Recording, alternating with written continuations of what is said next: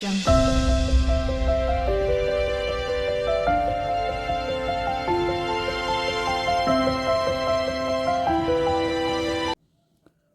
गंगणपते नमः।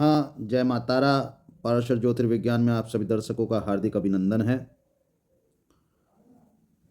व्रत जातक के प्रथम अध्याय राशि प्रभेदा अध्याय के 6ठे श्लोक से आगे के 10 श्लोकों की व्याख्या करते हैं।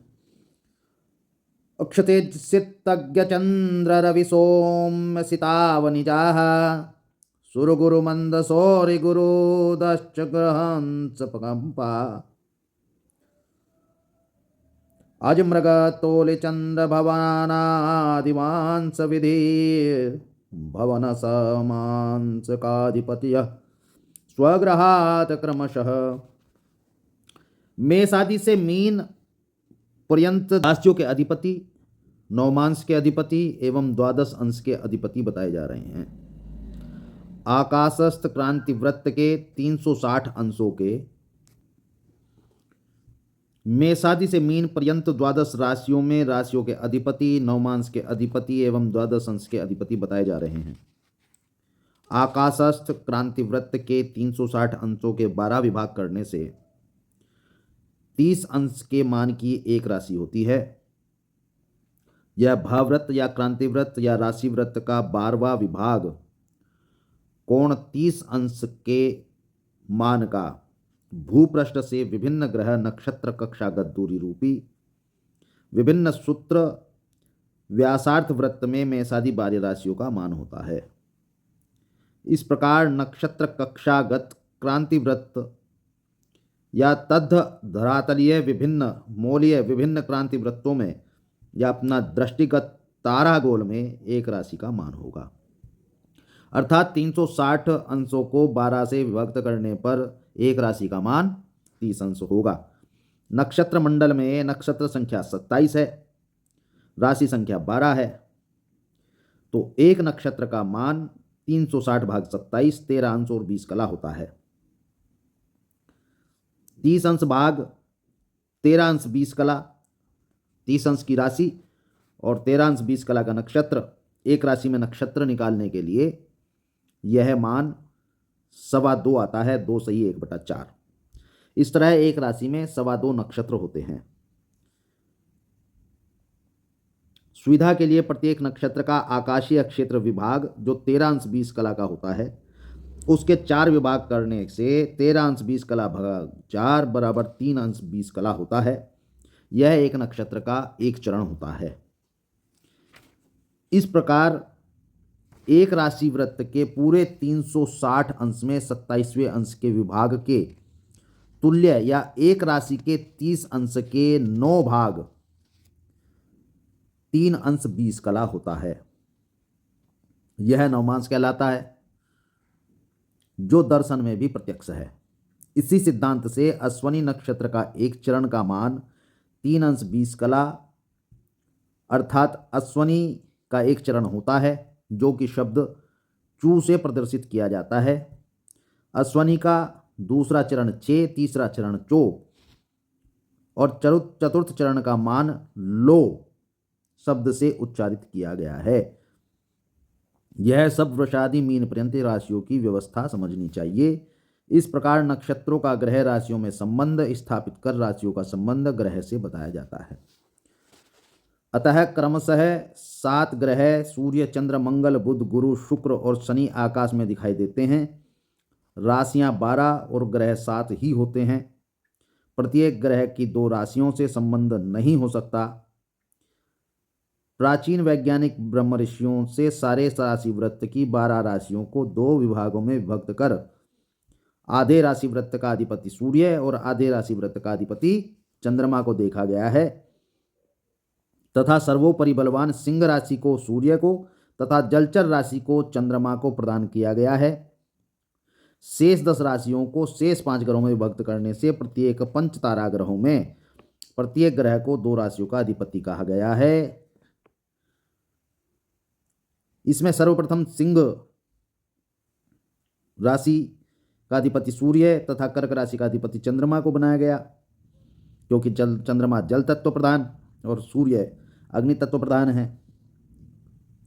कर्क राशि भी जल तत्व प्रधान है और सिंह राशि अग्नि तत्व प्रधान है, इसलिए सिंह राशि को सूर्य तथा कर्क राशि को चंद्रमा, ये दो ग्रह अधिपति बनाए गए हैं।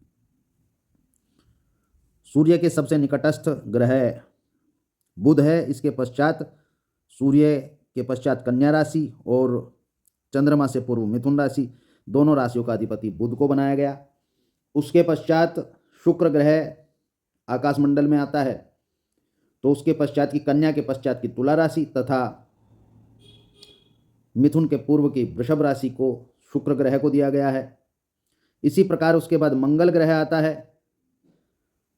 तो तुला के पश्चात की वृश्चिक राशि तथा वृषभ से पूर्व की मेष राशि को मंगल को दिया गया है और वृश्चिक के पश्चात धनु राशि और मेष से पूर्व मीन राशि का स्वामी बृहस्पति को इसलिए किया गया है क्योंकि मंगल के बाद बृहस्पति आकाश तारामंडल में रहते हैं, उनकी कक्षा उसके पश्चात की है। इसके पश्चात शनि ग्रह आकाश तारामंडल में होते हैं, तो मकर और कुंभ दोनों राशियां, धनु के पश्चात की मकर और मीन से पूर्व की कुंभ, ये दोनों राशियां शनि को प्रदान की गई है। इससे यह प्रस्तुत होता है कि कौन सी राशि किस ग्रह को किस कारण प्रदान की गई है, स्वामित्व किस कारण दिया गया है, जो कि यहाँ तात्पर्य स्पष्ट होता है।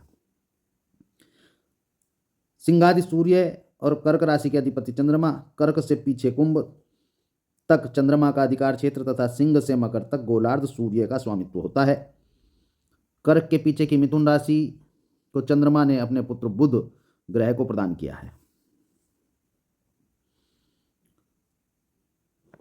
राशि वृत्त के द्वादश विभाग में प्रत्येक विभाग का नाम जैसे राशि है तद्वत प्रत्यक्ष राशि का नवम विभाग, नवमांश, द्वादश विभाग, द्वादशांश, जिस राशि का जो भी त्रसांश, नवमांश, द्वादशांश, सप्तमांश, चतुर्थांश आदि होंगे उनका नामकरण भी उक्त मेषादि द्वादश राशियों का तदर्श कहा जाने से उस अंश के स्वामी भी उक्त 7 ही ग्रह कहे गए हैं। अर्थात नवमांश आदि में भी जो राशियां होंगी उन सब में जो राशियां प्रदर्शित होंगी उनके स्वामी यही ग्रह कहलाएंगे।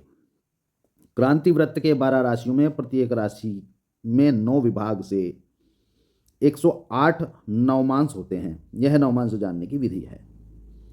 मेष राशि में प्रथम नवमांश मेष से चलकर अंतिम नवमांश धनु का होने से, वृषभ राशि का नवमांश मकर से चलकर अंतिम नवमांश कन्या तक पहुंचेगा, तो मिथुन राशि का प्रथम नवमांश तुला से चलकर अंतिम नवमांश मिथुन में समाप्त होकर पुनः कर्क राशि का प्रथम नवमांश कर्क से प्रारंभ होकर कर्क राशि का अंतिम नवमांश मीन में समाप्त होगा। अतः पुनः द्वितीयावृत्ति में सिंह और धनु राशि का मेष में प्रारंभ होने से उक्त प्रकार की शेष राशियों में भी नवमांश चलकर अधिक विधि समझनी चाहिए। अर्थात मेष, मकर, तुला और कर्क राशि में ही प्रत्येक मेषादि चतुष्टय राशियों का नवमांश चलन राशियां होंगी। इसी प्रकार प्रत्येक राशि के 30 अंशों के 12 विभाग करने से 30 भाग 12, 2 अंश 30 कला एक द्वादशांश राशि होगी। जैसे मेष राशि में प्रथम द्वादशांश मेष का ही होगा, अतः प्रथम द्वादशांश का अधिपति भी मंगल होगा। मेष प्रथम राशि व प्रथम नवमांश और द्वादशांश जन्म जिसका है वह एक प्रकार से वर्गोत्तम राशि में उत्पन्न कहा जा सकेगा। इस क्रम से प्रत्येक राशि का द्वादशांश क्रम उसी राशि से प्रारंभ कर उससे या उसके जो अंतिम अर्थात 12वें राशि में उस राशि का अंतिम द्वादशांश होगा। 7वां श्लोक। कुजरवे जगुरुग्र शुक्र भागा पवन समीरण कोर्पिजुकलेया अयुजी युजी तू भे विपर्यस्था शशि भववनालिज खांत नक्षसंधि। अर्थात तीर्थांश और नक्षत्र राशि संध्या बताई जा रही हैं इस श्लोक के अंतर्गत। तीर्थांश अर्थात 30वां विभाग, राशि का 30वां विभाग होता है, किंतु वाराह मिहिर से आज के वर्तमान समय तक तीर्थांश शब्द उच्चारण करते हुए भी इसका उपयोग पंचम अंश पंचमांश का ही हो रहा है। एक राशि का पंचमांश 30/5 6 अंश का प्रत्येक पंचमांश कहा जाना चाहिए। या किंतु यहाँ पर भी सम विषम राशियों के अनुसार प्रत्येक पंचमांश को 5 7 8 5 5 और 5 5 8 7 और 5 क्रम से कहते हुए उक्त इन पंचमांशों के स्वामी ग्रह भी सम विषम के क्रम से शुक्र बुध बृहस्पति शनि और मंगल एवं मंगल शनि बृहस्पति बुध और शुक्र ग्रहों को त्रिशांशपति बताया गया है। विषम राशियों के त्रिशांशपति मंगल शनि बृहस्पति बुध और शुक्र, और सम राशियों के त्रिशांशपति शुक्र बुध बृहस्पति शनि और मंगल कहे गए हैं। तथा जहां पर नक्षत्र की पूर्णता के साथ राशि की पूर्णता का संबंध संपन्न हो जाता है, वहां से अग्रिम नक्षत्र और अग्रिम राशि का संबंध प्रारंभ होता है। उसके उक्त सूक्ष्म काल को नक्षत्र संधि एवं राशि संधि कहा जाता है। जैसे अश्लेखांतम कर्क मगादि सिंहम कहते हुए संपूर्ण अश्लेखा नक्षत्र के चतुर्थ चरण का समाप्ति एवं मघा के प्रथम चरण का प्रारंभ काल को नक्षत्र संधि तथा कर्क राशि का लग्न का अंतिम एवं मघा नक्षत्री सिंह लग्नादि का सूक्ष्म काल को वृक्ष संधि नक्षत्र संधि कहते हुए वृश्चिक और मीन राशियों को भी वृक्ष संधि या गंडांत भी कहा गया है। स्पष्टता के लिए रेवती नक्षत्र का समाप्ति और अश्वती नक्षत्र का प्रारंभ का जो नक्षत्र गंडांत कहते हुए मीन राशि लग्न का समाप्ति और मेष राशि लग्न का प्रारंभ समय को लग्न या राशि गंडांत कहा जाता है। अर्थात मूल नक्षत्र क्यों लगते हैं, कहाँ लगते हैं, किस कारण से लगते हैं। जिन राशि चक्र और नक्षत्र चक्र में नक्षत्र व राशि एक ही स्थान पर पूर्ण होते हैं, खत्म होते हैं, वहां के अंत के और प्रारंभ के नक्षत्रों को गंडांत अथवा मूल कहा जाता है। इस प्रकार अश्लेखा नक्षत्रांत मघा नक्षत्र का आदि, कर्क राशि के समापन और सिंह राशि के प्रारंभ को तथा ज्येष्ठा नक्षत्रांत मूल नक्षत्रादि संबंध से वृश्चिक लग्न राशि की समाप्ति और धनु राशि लग्न के प्रारंभ का समूह समय की भी नक्षत्र राशि लग्न गंडांत कहे गए हैं। त्रियताबुरिज्जितुं कुलिरलेयपाथो न जूक कौर्प्याख्या तोक्षेक आको केरो हृद्रोगश्चान्त्यभम तेथम। मेषादि मीन पर्यंत 12 राशियों के नाम बताए जा रहे हैं। मेष का नाम क्रिय, वृषभ का तावुरी, मिथुन का जितुम, कर्क का कुलीर, सिंह का ले, कन्या का पाथीन, तुला का जूक, वृश्चिक को कौरपी, धनु को तौक्षिक, मकर को ओकोकेर, कुंभ को हृद्रोग और मीन राशि को अंत्यभम नाम से भी उच्चारित किया गया है। ग्रीक, पारसी आदि भाषाओं के शब्दों का ग्रंथ में निर्भीकता से प्रयोग किया गया है। अर्थात भारतीय ज्योतिष फलित में पश्चिम का सहयोग रहा है, जिसे आचार्य ने मलेच्छाही यवनास्तेहु सम्यक शास्त्रमिदं स्थितम स्पष्ट कहा है। द्रककाण होरा नवभाग संज्ञास्त्रिशांस द्वादशांश संगीताश्च अक्षेत्रं च यद्यश्च शतश्च वर्गो होरेति लग्नं भवनश्च चार्धम्। द्रेष्काण, होरा, नवमांश, त्रिशांश, द्वादशांश और अक्षेत्र ग्रह राशि प्रत्येक ग्रह का घर बताया जा रहा है, जिसका प्रकार प्रत्येक राशि का अधिपति जो ग्रह कहा गया है या उसे उस ग्रह की राशि भी कही गई है। जैसे मेष राशि का स्वामी मंगल ग्रह है, मंगल ग्रह का घर या क्षेत्र मेष राशि कही जाएगी। यही क्रम 12 राशियों और 7 ग्रहों के लिए फलादेश में व्यवहार में लाया जाता है। इसी क्रम में द्राष्कोण, होरा, नवमांश, द्वादशांश, त्रिशांश और अक्षेत्र में जो गणना राशियां उपलब्ध होंगी उन राशियों के अधिपति उस देशकोण नवमांश के स्वामी भी कहे जाएंगे। जैसे मेष राशि स्थान में कोई ग्रह होगा वह मंगल के घर का बैठा है, यही कहा जाते हुए यदि वह ग्रह नवमांश गणना क्रम में वृश्चिक के नवमांश में होगा तो वह ग्रह मंगल की राशि और मंगल के नवमांश इत्यादि में बैठा कहा जाता है। तथा प्रत्येक राशि का आधा भाग होरा संज्ञा से समझना चाहिए, अर्थात प्रत्येक राशि के आधे भाग को होरा कहा जाता है। गोजास्त्रिकर्किमिथुनः सम्भृगातिशाख्या पृष्ठोदया विमुथुनः कथितास्त एव शिरसोदया दिनबलाश्च भवन्ति शेषा लग्नं समेत्युभयतः पृथुरो मयोग्मम्। राशियों का दिन, रात्रि का बल एवं राशियों को शीर्षोदय तथा पृष्ठोदय संज्ञा बताई जा रही है। मेष, वृष, कर्क, धनु और मकर ये 5 राशियां रात्रि बली हैं और पृष्ठ भाग से उदित होती देखी जाने से पृष्ठोदय संज्ञा कही जाती हैं। शेष सिंह, कन्या, तुला, वृश्चिक और कुंभ राशियां दिन में बली रहती हैं और सिरो प्रदेश से उदित होती देखी जाने के कारण इनको शीर्षोदय कहा जाता है। मिथुन राशि शीर्षोदय होती हुई रात्रि बली होती है। मीन राशि दिन बली है और उभयोदय अर्थात पृष्ठ और शीर्ष दोनों भागों से उदित होने के कारण उभयोदय कही जाती है। जातक के जन्म समय की लग्न में जन्मादि विचार और यात्रादि शुभ मुहूर्त के उपयोग में उक्त राशियों का शुभाशुभ विचार किया जाता है।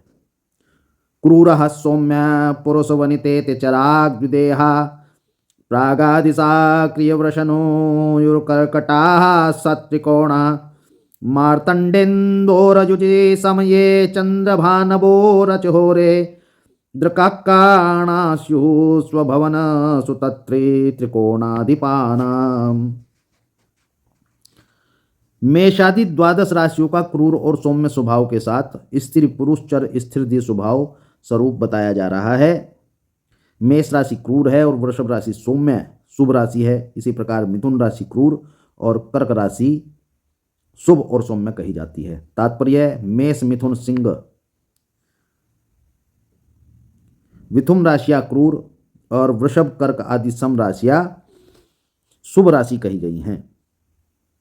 सम राशियां शुभ और विषम राशियां क्रूर राशियां कही गई हैं तथा मेष राशि को चर राशि अर्थात चलने वाली, वृषभ राशि को स्थिर और मिथुन राशि को दुस्वभाव कहा गया है। इस प्रकार से प्रत्येक राशि के 3 राशियों के पश्चात वही संज्ञा कही जाएगी। मेष, कर्क, तुल और मकर राशि चर राशियां, वृषभ, सिंह, वृश्चिक और कुंभ राशियां स्थिर राशियां, मिथुन, कन्या, धनु और मीन राशियां द्विस्वभाव कही जाती हैं। द्विस्वभाव का साधारण अर्थ 2 स्वभाव, 2 प्रकृति उभयात्मक स्वभाव से होता है, अर्थात यह चर भी होती हैं और स्थिर भी होती हैं। मिथुन राशि अंश 0 से 15 तक पूर्ण स्थिर और 15 से 30 तक वह चर होती हैं।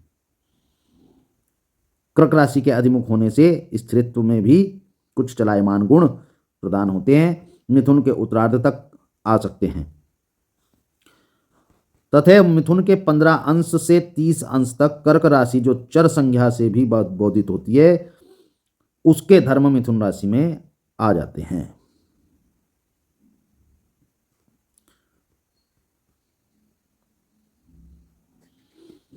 नष्ट, प्रश्न, चोरी की गई वस्तु विचार में प्रश्न लग्न द्वारा उक्त राशि लग्नों का उपयोग किया जाना चाहिए। प्रत्येक राशि को अपने से पंचम नवम राशि उस राशि की त्रिकोण राशि कहलाती है तथा मेष राशि से सिंह एवं धनु राशियां त्रिकोण राशियां होंगी तो वृषभ राशि की कन्या और मकर राशि त्रिकोण राशि कहलाएगी। प्रत्येक राशि के पंचम एवं नवम राशि उसका त्रिकोण होती है जो कि अति शुभ कहा जाता है तथा प्रत्येक राशि की मेषादि क्रम की त्रिकोण राशियां पूर्व, दक्षिण, पश्चिम एवं उत्तर दिशा की अध्यक्ष हैं। जैसे मेष, सिंह, धनु राशि पूर्व दिशा की, वृषभ, कन्या, मकर राशि दक्षिण दिशा की, मिथुन, तुला, कुंभ राशि पश्चिम दिशा की और कर्क राशि अपने त्रिकोण राशियों के साथ कर्क, वृश्चिक, मीन राशि उत्तर दिशा की अधिपति होती हैं। पहले बता चुके हैं कि एक राशि में 2 होरा होती हैं जिसके स्वामी सूर्य और चंद्रमा, यही 2 ग्रह हैं। विषम राशियां 1, 3, 5, 7, 9 और 11। पहली होरा सूर्य एवं दूसरी होरा चंद्रमा की कही जाती है। सम राशियां 2, 4, 6, 8, 10, 12 में प्रथम होरा एवं अधिपति चंद्रमा और दूसरी होरा का स्वामी सूर्य होता है। प्रत्येक राशि में 2 होरा होने से राष्ट्रार्ध होरा 30 अंश भाग 2 15 अंश प्रत्येक होरा का मान होता है। पूरे भय चक्र में जैसे नवमांश के 808 संख्या होती है वहाँ पूरे भय चक्र में 24 ही होरा होती हैं। प्रत्येक राशि में तृतीय भाग 30 भाग 3 10 अंश का एक दृष्कोण होता है। इस प्रकार पूरे भय चक्र में 360 भाग 10 36 दृष्कोण होते हैं। प्रत्येक राशि का प्रथम दृष्कोण 0 से 10 अंश तक का स्वामी, उसी राशि का अधिपति 11 से 20 अंश तक का दृष्कोणाधिपति, उस राशि से उसकी पंचम राशि का स्वामी एवं 20 अंश से 30 अंश तक तृतीय राशि का स्वामी, उस राशि से जो 9वीं राशि उसका अधिपति ग्रह है उस राशि के दृष्टिकोण कहे जाते हैं। अर्थात पहला दृष्टिकोण स्वयं का, दूसरा दृष्टिकोण पंचम राशि का तथा तीसरा दृष्टिकोण नवम राशि का कहा जाता है। केचित्तु होरां प्रथमां भपश्च वाञ्छन्ति लाभादिते द्वितीयां द्रेष्काणसंज्ञामपि वर्णयन्ति स्वद्वादशेकादशाराशिपानाम्। द्रेष्कोण और द्वादशांशों में मतांतर बताया जाता है। यवनाचार्य प्रभृति कुछ ज्योतिषियों के मत से होरा ज्ञान के लिए प्रथम होरा उसी राशि के पति, दूसरी होरा उससे 11वीं राशि के अधिपति, ऐसा कहा गया है। जैसे मेष की प्रथम होरा मंगल की और दूसरी होरा का स्वामी मेष से 11वीं राशि कुंभ का स्वामी शनि की होती है। तथा उक्त मत को मान्यता देने वाले ही आचार्य कहते हैं कि दृष्काण विचार में राशि का पहला दृष्काण का स्वामी उसी राशि का स्वामी होता है। दूसरे और तीसरे दृष्टिकोण के स्वामी उस राशि से 12वीं और 11वीं राशि के स्वामी होते हैं। जैसे मेष का क्रम से पहले, दूसरे, तीसरे दृष्टिकोण के स्वामी क्रम से मंगल, गुरु और शनि होंगे। इस मत में आचार्य वाराह मिहिर और आचार्य सत्याचार्य सहमत नहीं है। अर्थात दृष्टिकोण के विषय में इस विचार से आचार्य वाराह मिहिर वृत्त जातक सहमत नहीं है। अज वृषभ मृगांगना कुलीरा जसवणिजोच दिवाकरादितुंगा दश सिखी मनोयोक्त तिथीन्द्रयांसे स्त्री नवकविशति भीष्यते स्तनीचा। ग्रहों के उच्च एवं निम्न राशियों की व्याख्या की जाती है। सूर्य ग्रह की उच्च राशि मेष राशि है, चंद्रमा की वृषभ, मंगल की मकर, बुध की कन्या, बृहस्पति की कर्क, शुक्र की मीन और शनि की तुला। उच्च से 7वीं राशि नीच होती है, अर्थात चंद्रमा की वृश्चिक, मंगल की कर्क, बुध की मीन, बृहस्पति की मकर, शुक्र की कन्या और शनि की मेष राशि नीच की होती है। क्रमशः मेष में 10, 3, 28, 15, 5 और 27, 20 अंशों पे इन्हीं राशियों के उच्चस्तता, अर्थात मेष के 10, वृषभ के 3, मकर के 28, कर्क के 15, कन्या के 15 और कर्क के 5, मीन के 27 और शनि के 20 अंश उच्चस्थ और इसी प्रकार निचस्थ राशियों में यही अंश परम नीच कहलाते हैं।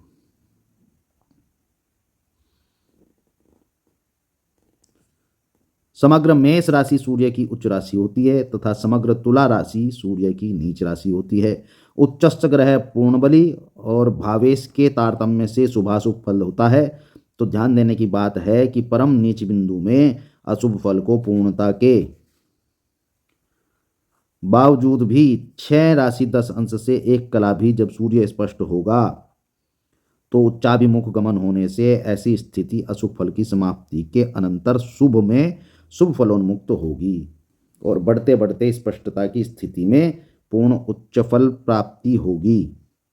और जब सूर्य 0 राशि 10 अंश इत्यादि का रहेगा तो परम नीच राशि के अभिमुख गमन होने से शुभ फल की न्यूनता के अनुसार अशुभ फल की गति वर्तमान होने से नीच तरु में अशुभ फल की पूर्णता कही जानी चाहिए। अर्थात जब उच्च राशि में परमोच्च मेष के 10 अंश पर भी सूर्य है या 10 अंश से 1 अंश भी ऊपर की तरफ चल दिया, चलायमान हो गया, तो वह निम्नगामी होने की तरफ चलने प्रारंभ कर दिया है तो सूर्य की फल की निम्नता कही जानी चाहिए। और परम नीच तुला के 10 अंश से यदि वह 1 अंश भी ऊपर जाना प्रारंभ कर दे तो वह उच्च की तरफ जा रहा है, तो उसके फल को उत्तम फल कहा जाना चाहिए, उच्चगामी फल कहा जाना चाहिए। इसलिए देवज्ञ को शुभाशुभ फल विचार के समय उक्त बातों पर विशेष ध्यान देना ही चाहिए।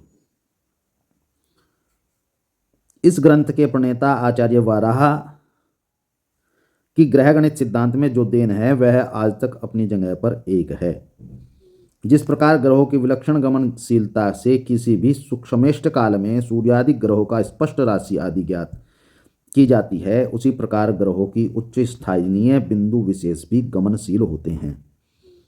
और अत्यंत अल्प गति से चलने के कारण ग्रह वेद पद्धति से उसकी गमनशीलता सैकड़ों वर्षों में भी ज्ञात नहीं हो सकती है। इसलिए फलित ज्योतिष निर्माण काल में ग्रहों के उच्च जहाँ ज्ञात हुए तदनुसार उनकी राशियादि तत्काल में आचार्यों ने लिख दी है।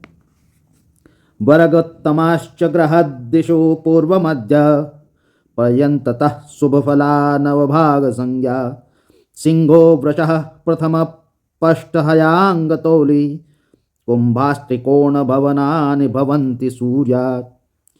ग्रहों के वर्गोत्तम राशियां बताई जा रही हैं। चर, स्थिर और द्विस्वभाव राशियों में प्रथम, पंचम और अंतिम नवमांश से उक्त स्थिर और द्विस्वभाव राशियों का वर्गोत्तम कही जाती है। जैसे चर राशि मेष का प्रथम नवमांश मेष राशि का, वृषभ राशि में पंचम नवमांश वृषभ राशि का एवं मिथुन राशि में अंतिम नवमांश मिथुन राशि का होता है।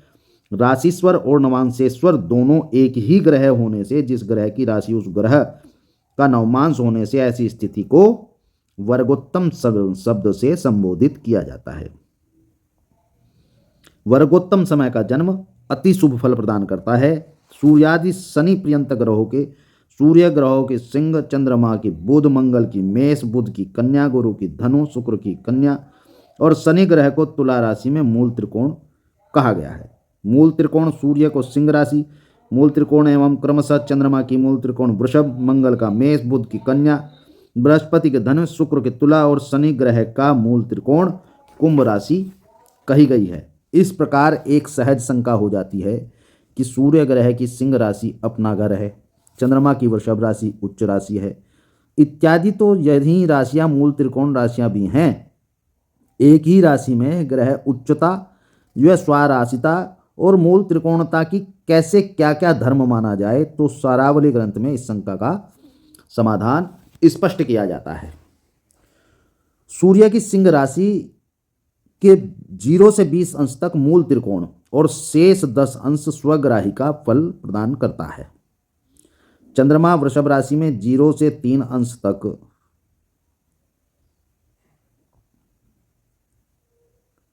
उच्च शेष में 27 अंश मूल त्रिकोण स्वग्रह, मंगल में से 12 अंश एवं त्रिकोण शेष 18 अंश। अपना घर बुध कन्या में 14 अंश और शेष उच्च 16 से 20 अंश तक त्रिकोण, शेष 10 ये अपना घर बृहस्पति की धनु में और 10 अंश तक त्रिकोण और 10 अंश तक अपना घर। शुक्र का तुला में 15 अंश तक त्रिकोण, 15 अंश तक अपना घर। शनि का कुंभ में 20 अंश तक त्रिकोण एवं 10 अंश तक अपना घर होता है। यह सब बिंदु विशेष ध्यान देने योग्य हैं। होरादयस्तन कुटुंब सहोथ बंधु पुत्रारि पत्नी मरणानि शुभास्पदाया रिह्फाख्यमत्योपचयान्यरिकर्म लाभ दुश्चैक्य संजित ग्रहाणि नित्यमेके। लग्न का नाम तनु, धन भाव का कुटुंब, तृतीय भाव का सहज, चतुर्भाव का बंधु, पंचम भाव का पुत्र, षष्ठम भाव का अरि, सप्तम भाव का पत्नी, अष्टम भाव का मरण, नवम भाव का शुभ, दसम भाव का नाम आस्पद अर्थात कर्म, एकादश भाव का नाम आय, लाभ और द्वादश भाव का नाम रिफ या हानि कहा गया है।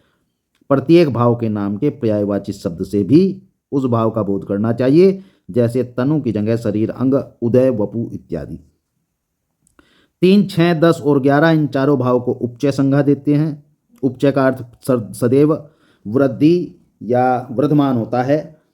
कुछ आचार्य 3, 6, 10 और 11 भावों की सदा ही उपचय संज्ञा मानने में सहमत नहीं है।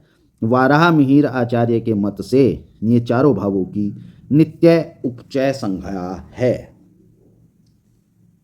इस प्रकार राशि प्रभेदा अध्याय के 15 श्लोक तक की व्याख्या की गई है।